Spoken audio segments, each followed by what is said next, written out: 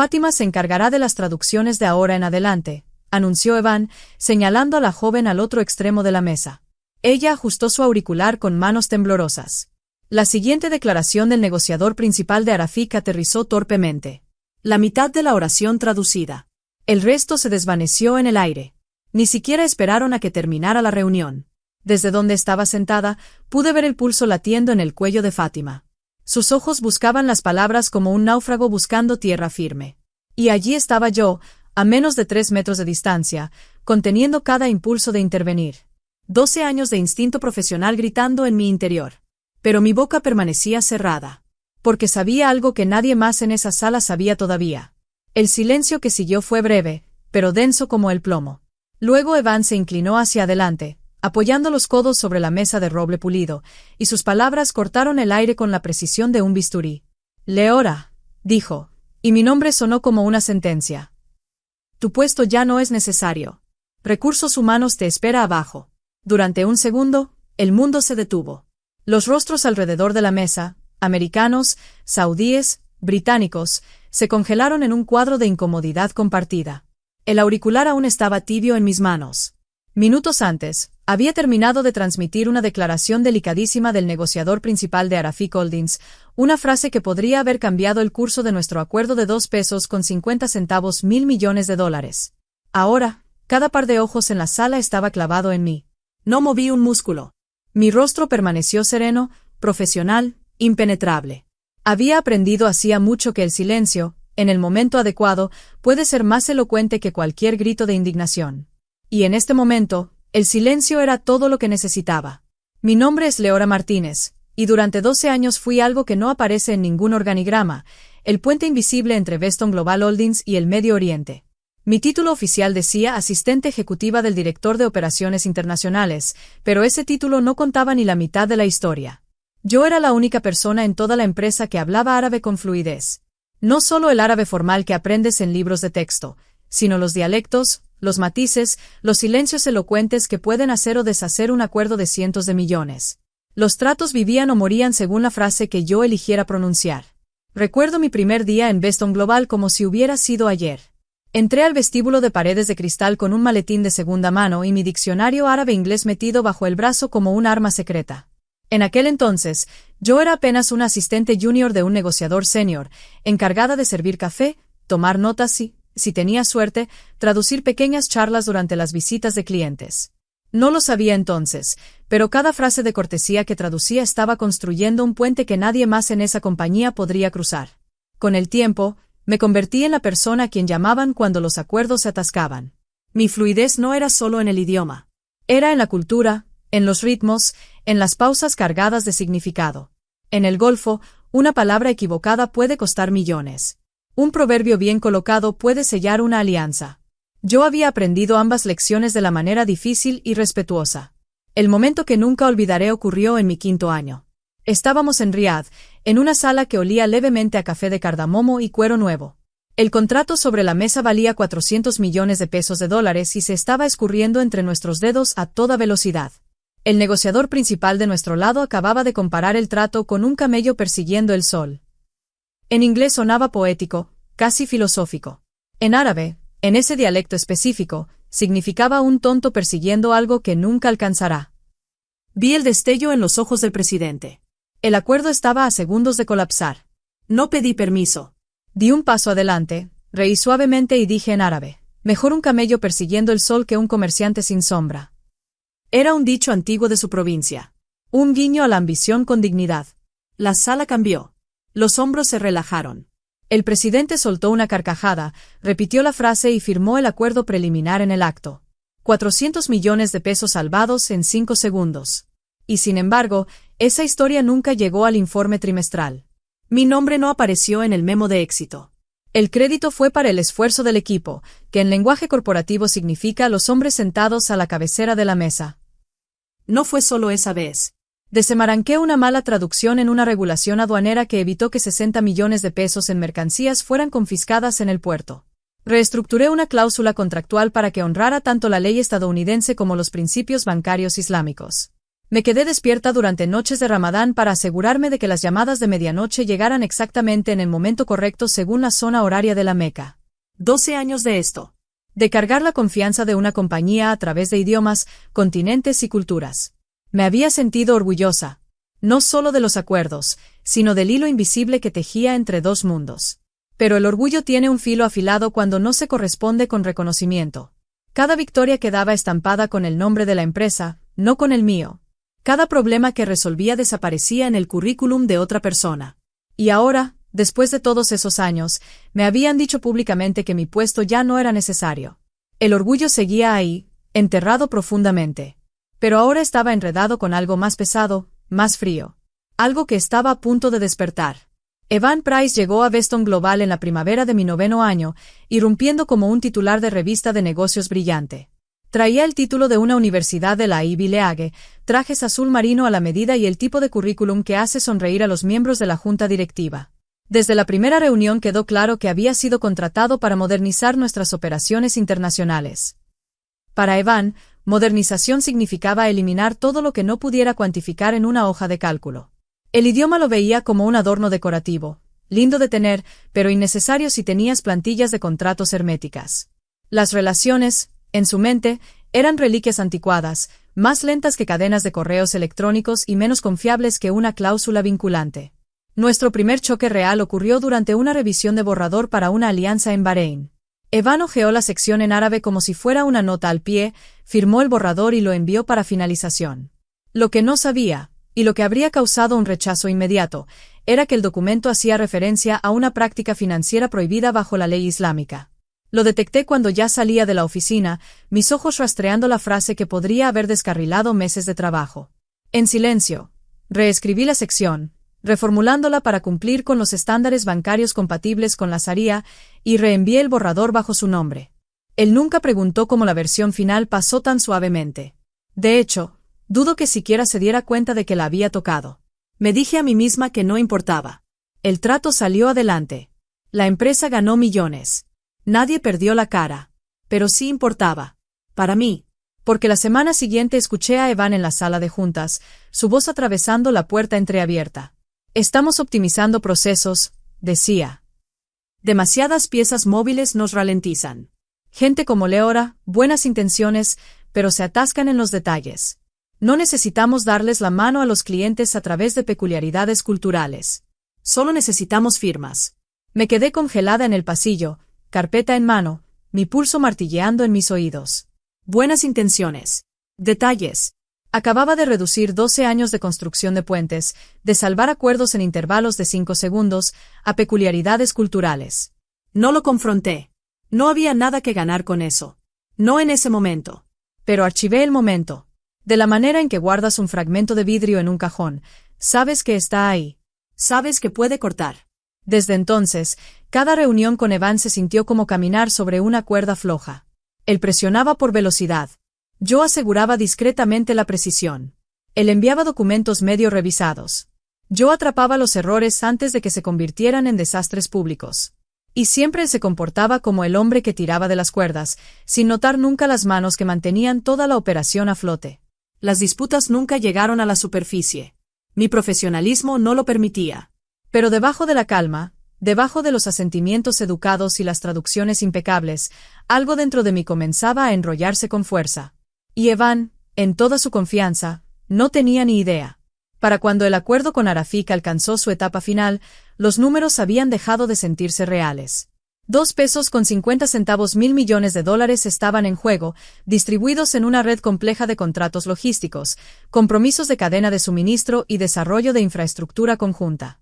Yo había estado integrada en cada paso, no porque mi título lo requiriera, sino porque sin mi presencia, el acuerdo no podía avanzar. Arafik tenía un protocolo de seguridad que era tanto sobre respeto como sobre gestión de riesgos. Cada fase del acuerdo requería autenticación por huella vocal en árabe del enlace primario designado. Yo. No era solo una contraseña. Era una verificación de confianza a sus ojos. Remover al enlace a mitad del proceso sería como cambiar al novio en el altar. Tomé la responsabilidad en serio. Semanas antes de la firma, comencé a prepararme más allá de las traducciones. Encargué una caja de madera artesanal con incrustaciones a un artesano en Riad, del tipo que se usa para guardar reliquias familiares. Dentro coloqué una selección de dátiles Medjool raros envueltos en tela con hilos de oro. No era solo un regalo. Era una señal de que Beston Global entendía la importancia de la tradición. Junto al regalo, escribí un discurso completamente en árabe. No las traducciones literales estériles que Evan prefería, sino algo personal. Tejido con proverbios regionales, referencias a nuestra historia compartida y afirmaciones sutiles de respeto mutuo. Era el tipo de discurso que podía hacer que un presidente se sintiera no solo valorado, sino recordado. Aún así, sabía mejor que asumir que algo estaba garantizado. Por eso, tarde una noche mientras revisaba el contrato maestro, detecté una cláusula enterrada profundamente en el lenguaje legal. Era una provisión de continuidad de parte esencial. Si el enlace nombrado era reemplazado antes de que se completara la secuencia de huella vocal, el acuerdo se terminaría automáticamente. Sin renegociaciones. Sin demoras. Simplemente nulo. No se lo mencioné a Evan. No porque quisiera ver el acuerdo fracasar, sino porque había aprendido algo a lo largo de los años. El poder no siempre viene de hacer amenazas. A veces viene de saber exactamente dónde está el borde del precipicio y quién está parado demasiado cerca. A la mañana siguiente, durante una sesión de preparación, Evan descartó mi discurso propuesto como demasiado largo y demasiado sentimental. Sonreí, deslicé mis notas de vuelta en mi carpeta y lo dejé hablar sobre plantillas de contratos y métricas de eficiencia. No notó que yo no estaba discutiendo. Por dentro, sentí esa calma afilada y constante que llega cuando está sosteniendo una carta que nadie más en la mesa sabe que existe. No planeaba jugarla. Pero si me forzaban la mano, no dudaría. El jueves comenzó como cualquier otro día de negociación. Café frío junto a una pila de contratos anotados. El zumbido tenue del sistema de aire en la sala de juntas. A las 3:42 de la tarde, el aire se sentía más pesado. Aunque quizás eso era solo yo percibiendo el cambio antes de que sucediera. Observé desde mi asiento habitual mientras la delegación de Arafik se acomodaba, sus gemelos de oro capturando la luz suave. Junto a Evan, Fátima, la nueva enlace, sostenía mi caja de madera incrustada como si fuera un accesorio mal colocado. Yo había pasado semanas eligiendo ese regalo, elaborando las palabras que debían acompañarlo. Ahora esas palabras estaban en sus manos, impresas en mi cuidadosa escritura árabe. Evan carraspeó. Antes de comenzar la revisión final, una pequeña presentación. Fátima se puso de pie. Leyó de mis páginas, pero el ritmo falló casi de inmediato. Una vocal mal colocada convirtió confianza duradera en confianza retrasada. Otro desliz hizo que asociación honrada sonara como asociación cargada. Vi la confusión sutil ondular a través del lado de Arafik. Las miradas de reojo. Las cejas del presidente apretándose cuando ella presentó la caja. El momento ya se había ido. El presidente la aceptó con la sonrisa educada reservada para extraños. No la abrió. No respondió con la frase consuetudinaria que señalaría buena voluntad mutua. El silencio después fue breve, pero del tipo que llena toda una habitación. Luego Evan se volvió hacia mí como si recordara un punto en su agenda. Leora, ¿podría salir un momento? Lo seguí al pasillo, alineado con fotos enmarcadas de acuerdos pasados. Momentos que yo había ayudado a construir, ahora sellados detrás del vidrio. Recursos Humanos estaba esperando al final, un sobre en mano. Esto es efectivo de inmediato, dijo Evan. Apreciamos tus contribuciones. Las palabras fueron nítidas, burocráticas. No hubo reconocimiento de 12 años. Ninguna mención del rol que había jugado para llevarnos a esta mesa en primer lugar. Cuando volvimos a entrar a la sala de juntas para que yo pudiera recoger mis cosas, todos los ojos estaban sobre mí. No les di la satisfacción de ver mis manos temblar. En cambio, caminé hacia mi silla, levanté mi cuaderno y miré directamente al presidente. En árabe, dije suavemente, tus palabras hoy serán recordadas. Él hizo una pausa, luego respondió del mismo modo, y las tuyas también. Entendemos. Fue suficiente. Salí de la sala sin mirar atrás. El eco de nuestro intercambio siguiéndome por el corredor. El silencio no estaba vacío. Estaba cargado. Con propósito. Cada paso llevaba más que mi propia renuncia. Llevaba el conocimiento de lo que vendría después, incluso si nadie más en ese edificio lo había comprendido todavía. Esa noche, la ciudad fuera de la ventana de mi apartamento se movía a su ritmo habitual. Autos tejiendo a través del centro. El zumbido tenue de los semáforos ciclando de verde a rojo. Adentro, el silencio era absoluto. Había colocado mi cuaderno sobre la mesa de centro, sin abrir, y dejé que el zumbido de mi refrigerador llenara el espacio donde otras personas podrían poner música o televisión. No llamé a nadie. No escribí ni un solo correo electrónico. En este tipo de momento, el ruido es el enemigo. En algún lugar en un servidor seguro a miles de millas de distancia, el sistema que manejaba el acuerdo Arafik ya estaba procesando mi ausencia. Su protocolo de autenticación por huella vocal no se preocupaba por títulos o razones. Solo le importaba la continuidad. Mi nombre había sido codificado en el acuerdo como enlace primario. Eso significaba que cada paso, desde el apretón de manos inicial hasta la firma final, había estado atado a mi identidad. A mi voz. Cuando Recursos Humanos me eliminó del directorio de empleados de Veston Global, no fue solo una línea en una hoja de cálculo desapareciendo. Fue un gatillo. A las 8:47 de la noche, mi teléfono vibró con una notificación encriptada del sistema. La pantalla mostraba solo una línea. Primario removido. Protocolo 9 activado. Sin explicaciones. Sin dramáticos. Solo la precisión fría de una regla siendo seguida. Protocolo 9 significaba suspensión inmediata de todas las autorizaciones de contrato pendientes hasta que un enlace verificado calificado reemplazara a la parte removida. Y dados los términos que había leído en la letra pequeña, ese proceso de reemplazo tomaría semanas. Si es que ocurría. Dejé el teléfono de vuelta sobre la mesa. Las comisuras de mi boca no se movieron, pero sentí el peso del momento asentarse en mi pecho. Esto no era venganza en el sentido cinematográfico. Sin grandes declaraciones. Sin humillación pública. Esto era una consecuencia tranquila e inevitable escrita en los huesos mismos del acuerdo que habían estado tan ansiosos por apresurar. A las 9:13 de la noche, otro zumbido. Este no era del sistema. Era un mensaje privado de un asistente legal junior en Arafik, un joven que había conocido en mi segundo viaje a Riad, quien una vez me dijo que mi paciencia en las negociaciones había salvado su trabajo. El mensaje era corto: mañana será interesante. Lo leí 2 veces, luego apagué mi teléfono. El control no se trata de forzar resultados. Se trata de saber que resultados ya están en movimiento y tener la disciplina de dejarlos llegar sin interferencia. Serví un vaso de agua, me senté de nuevo en mi silla y observé las luces de la ciudad difuminarse en rayas contra la oscuridad. En unas pocas horas, la gente en oficinas de esquina comenzaría a entrar en pánico. Se llamarían reuniones. Palabras como irreversible comenzarían a circular. Yo no necesitaría decir nada. Para cuando la mayoría del personal de Veston Global estaba sirviendo sus primeras tazas de café, el daño ya estaba en movimiento. Yo estaba en mi mesa de cocina, descalza, observando la luz del sol arrastrarse sobre la veta de la madera cuando la primera alerta golpeó mi teléfono a las 9:15 de la mañana. Arafik Holdings se retira de acuerdo de $2.50 mil millones con Veston Global citando violación de continuidad contractual. El lenguaje era diplomático, lamento, circunstancias imprevistas. Pero el significado era afilado como una navaja. El mercado lo entendió inmediatamente. En minutos, las acciones cayeron 8%. Luego 12%. Para cuando actualicé de nuevo, había bajado más del 14%. Bebí mi café lentamente. El mundo estaba ruidoso, pero mi apartamento estaba en calma.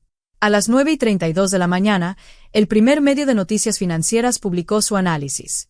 De alguna manera, aunque no tuve que preguntarme demasiado cómo, habían obtenido la sección del contrato que detallaba la cláusula de remoción de enlace. La desglosaron en lenguaje sencillo para sus lectores: remueve al enlace designado a mitad del proceso y el acuerdo se autotermina. Sin espacio para apelación. Sin excepciones. El artículo se difundió rápido.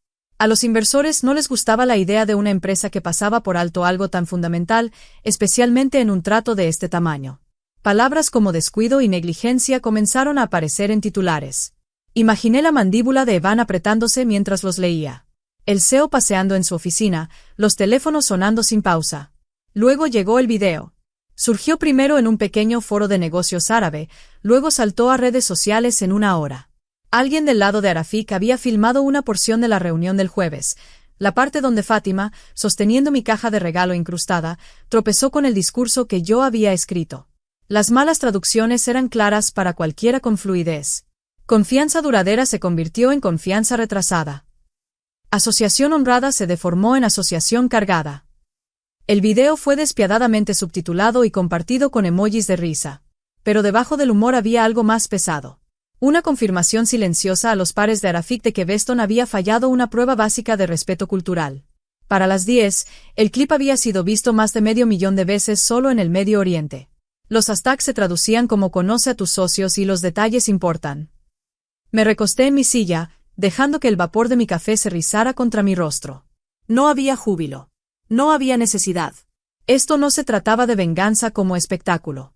Se trataba de la precisión de una consecuencia desarrollándose exactamente como estaba escrita. En algún lugar de la ciudad, la gente estaba corriendo, las voces elevadas, las estrategias reescritas a mitad de oración. Aquí en la quietud, podía sentir la escala de todo sin necesidad de verlo. No era alegría. No era venganza. Era la satisfacción constante de saber que la verdad tiene una manera de salir a la superficie. Y que a veces todo lo que tienes que hacer es dejarla subir. Para la tarde del viernes, los titulares habían dejado de ser sobre el acuerdo y comenzaron a ser sobre el liderazgo. El mercado no solo estaba reaccionando al retiro de Arafik. Estaba exigiendo una explicación. La junta directiva de Veston Global convocó una sesión de emergencia. Inversores fueron conectados desde 3 continentes. Yo no estaba en la sala, pero había estado en suficientes de ellas a lo largo de los años para imaginarla. La larga mesa de caoba.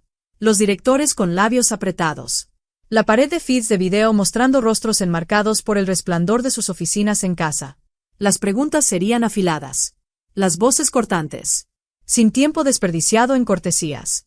Reportes posteriores confirmaron lo que había imaginado. El CEO fue presionado primero. ¿Cómo se pudo haber pasado por alto una cláusula de continuidad tan básica? ¿Por qué se había removido al enlace designado en la etapa final?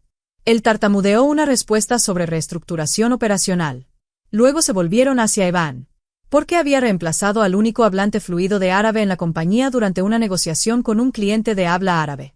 Su respuesta sobre optimización de procesos fue recibida con silencio. Luego una sola pregunta de uno de nuestros mayores inversores del Medio Oriente. ¿Siquiera sabe quién tenía la confianza de Arafik en esa sala? No era Evan. Nunca lo había sido. Varios de esos inversores habían trabajado conmigo personalmente a lo largo de los años. Recordaban las llamadas nocturnas, las traducciones cuidadosas, la forma en que podía desenredar un malentendido antes de que se convirtiera en un insulto. Para ellos, yo no era solo una empleada de Veston. Yo era el puente que hacía posible su negocio. Y ahora ese puente se había ido. La noticia me llegó temprano en la tarde a través de una ex colega. A Evan le habían dicho que se pusiera en contacto conmigo. No el CEO. No recursos humanos. Evan mismo. No contesté el teléfono cuando sonó. No devolví el primer mensaje de texto. Ni el segundo. Dejé que el silencio hiciera el trabajo. Unas horas más tarde, una asociada junior a quien había entrenado años atrás llamó. Evan me pidió tu número, dijo, su voz baja, casi disculpándose. Se lo di, pero no tienes que. Le aseguré que estaba bien. Y lo estaba. Porque esta era la parte del juego donde no mueves tu pieza. Solo esperas a que el otro jugador se dé cuenta de cuán pocas jugadas le quedan. Para la noche, las acciones de Veston habían caído otro 3%. La junta estaba en discusiones a puerta cerrada sobre cambios de liderazgo. No necesitaba presionar. El peso de sus propias decisiones lo estaba haciendo por mí. A veces el poder real no está en el golpe. Está en quedarse quieta mientras el otro lado se da cuenta de que el suelo bajo sus pies ya desapareció. La invitación llegó en papel grueso color crema con el membrete grabado de Arafik Holdings, entregada por mensajero a mi apartamento la mañana del lunes siguiente. No había nada ambiguo en ella. Sin vagos pongámonos al día, sin pretensiones educadas. Me querían en su oficina de Nueva York. Martes. 10 de la mañana. Llegué 15 minutos antes. Su sede en Midtown era un despliegue tranquilo de poder, pisos de mármol, acentos de latón cepillado y el aroma tenue de oud flotando en el aire. La recepcionista me saludó en árabe, y yo respondí en especie, sintiendo una facilidad en las palabras que no había sentido desde que dejé Veston. Me llevaron a una sala de conferencias donde el presidente mismo estaba esperando, flanqueado por 2 socios senior que conocía bien. Habíamos pasado años construyendo confianza a través de llamadas nocturnas, negociaciones cuidadosas y pequeños gestos culturales que no tenían nada que ver con contratos, pero todo que ver con relaciones. Leora, comenzó el presidente, su inglés medido pero cálido. Nos gustaría que te unas a nosotros. No como empleada de otra compañía, sino como nuestra consultora exclusiva en Estados Unidos. Escuché, manos dobladas en mi regazo, mientras delineaban la oferta.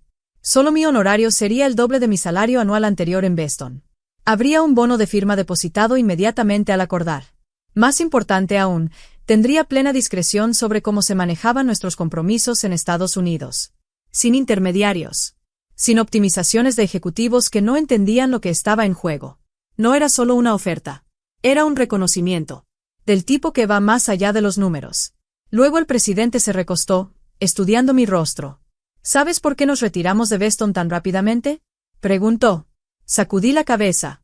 Los estábamos probando, dijo. Queríamos ver si valoraban a la persona que llevaba la relación o si creían que la relación pertenecía a la empresa. Cuando te removieron, respondieron nuestra pregunta. La sala se quedó quieta por un momento. Sentí una oleada silenciosa dentro de mí. No orgullo por su fracaso, sino validación de que los años que había invertido habían sido vistos por lo que eran. Pensé en el despido de Evan en la sala de juntas. Su discurso sobre optimización. Su incapacidad para entender que la confianza no es una línea en un presupuesto. Firmé el acuerdo sin dudar. Cuando nos dimos la mano, el presidente volvió al árabe. Es bueno trabajar con alguien que entiende más que las palabras. Saliendo del edificio, la ciudad se sentía diferente. No más ruidosa. No más brillante. Pero más nítida, como si los bordes hubieran vuelto a enfocarse. Por primera vez en semanas, no estaba cargando el peso de ser subvalorada. Estaba cargando el peso de ser elegida. El sol de Riad ya estaba alto cuando mi auto entró en el amplio camino de la sede de Arafik Holdings. La fachada de vidrio reflejaba la luz del desierto en ángulos dorados afilados, el tipo de arquitectura diseñada para hacer que los visitantes enderecen la postura antes de siquiera llegar a la puerta. Salí del auto. Mis tacones hacían clic contra el camino de piedra pulida. Y por primera vez en mucho tiempo, no estaba entrando a la compañía de otra persona. Estaba caminando hacia mi propio futuro. Adentro, el aire era fresco y perfumado levemente con sándalo.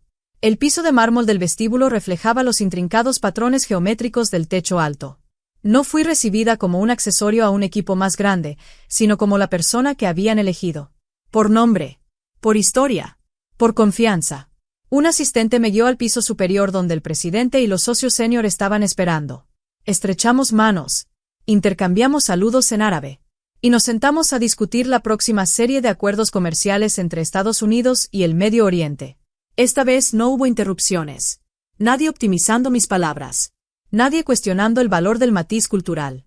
Mis recomendaciones no solo fueron anotadas. Fueron implementadas en el acto. Era una victoria silenciosa. Pero era mía. Al otro lado de la ciudad, Veston Global estaba aprendiendo lo que significaba calcular mal el costo de la arrogancia. La noticia me había llegado la noche anterior. El Consejo de Comercio del Medio Oriente había colocado a Veston en una lista negra informal, citando fallo en mantener enlace cultural clave como factor de riesgo. Las consecuencias fueron rápidas. Contratos por valor de más de 5.000 millones de pesos en ingresos proyectados durante los próximos 2 años se evaporaron. Los competidores se movieron en días. Y Evan ya no era vicepresidente de operaciones internacionales. La Junta lo había movido a un rol de planificación estratégica doméstica, una manera elegante de decir que nunca más se le permitiría estar cerca de un cliente internacional. Me lo imaginé sentado en una oficina más pequeña, su ventana dando a un estacionamiento en lugar de un horizonte, preguntándose exactamente cuándo el suelo había cambiado bajo sus pies. No necesitaba regodearme. La verdad era que ya ni siquiera pensaba mucho en ellos. Nuestros mundos se habían divergido completamente. Más tarde esa tarde, me paré junto a las ventanas de piso a techo en la oficina del presidente, mirando la ciudad. Desde esta altura, las calles parecían hilos finos tejidos en un tapiz interminable. Cada intersección una decisión. Cada camino una posibilidad. Me golpeó cuán diferente se veía a la vista cuando estabas aquí por elección, no porque alguien te hubiera dado permiso de estar en la sala. Lo sentí entonces. Algo que no había sentido en años. No solo alivio. Liberación. Del tipo que llega cuando te das cuenta de que ya no estás cargando el peso de probarte a ti misma ante personas que nunca fueron capaces de ver tu valor. Cuando salí del edificio, el calor del desierto me recibió como una palma abierta. El conductor abrió la puerta, pero hice una pausa por un momento, echando un último vistazo a la fachada reluciente del edificio. No solo había entrado a Riad ese día. Había salido de la sombra de 12 años pasados construyendo el imperio de otra persona. Y había entrado a la luz de construir el mío propio. A veces la mejor venganza no es ruidosa. Es vivir en un espacio que te dijeron que no merecías. Hacer el trabajo que pensaron que no podías. Y nunca necesitar mirar atrás. No fue el grito. No fue el enfrentamiento dramático. No fue la humillación pública. Fue la precisión silenciosa de saber dónde estaban escritas las reglas y tener la paciencia de dejar que se desplegaran solas. Fue el reconocimiento tranquilo de que el valor no desaparece solo porque alguien no puede verlo. Y fue la comprensión de que los puentes que construyes no se derrumban cuando te vas. Se quedan, esperando, recordándole al mundo quien lo sostenía en pie todo el tiempo. Evan aprendió eso demasiado tarde. Deston Global lo aprendió cuando el mercado se lo enseñó. Y yo aprendí algo también. Aprendí que no necesitas gritar para ser escuchada. Solo necesitas saber cuándo quedarte en silencio. Y dejar que tus acciones hablen con una precisión que ninguna palabra jamás podría igualar.